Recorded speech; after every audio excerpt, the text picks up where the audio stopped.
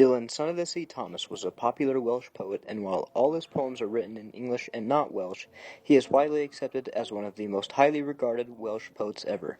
He is generally regarded as a romanticist. Growing up in the town of Swansea around 11, Dylan enrolled at the Swansea Grammar School for Boys, as his father taught English there. He found himself more interested in reading and drama than school.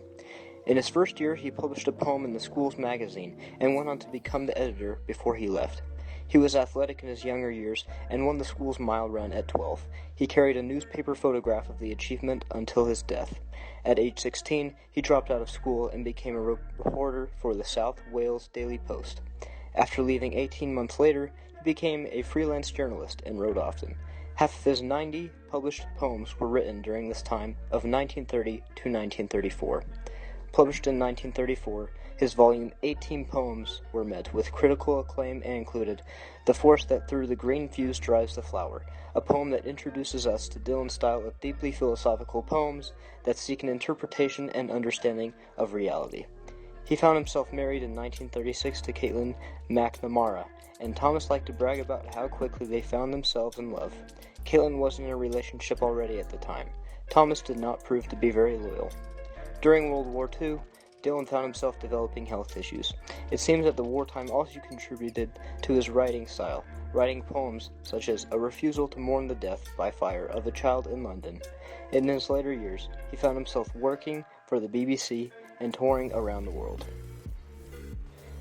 During this time, in 1951, Do Not Go Gentle Into That Good Night was published. He explains how all people, through various means, will refuse to accept death.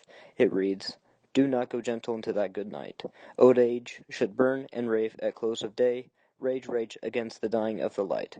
The wise men at their end know dark is right, because their words had forked no lightning. They do not go gentle into that good night.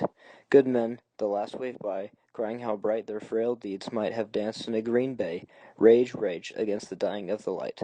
Wild men, who caught and sang the sun in flight, and learned too late, they grieved it on its way. Do not go gentle into that good night. Grave men, your death, who see with blinding sight, blind eyes, could blaze like mediators and be gay, rage against the dying of the light. And you, my father, there on the sad height, curse, bless me now with your fierce tears, I pray. Do not go gentle into that good night. Rage against the dying of the light. Touring in New York, he found his fate, where his cough got the better of him. He had a hard time performing functions or even normal daily tasks.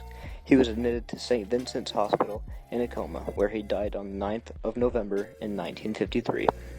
Nonetheless, Dylan left a reputation and a legacy of being one of the most influential poets of the Romanticism era through his philosophy of life and existence.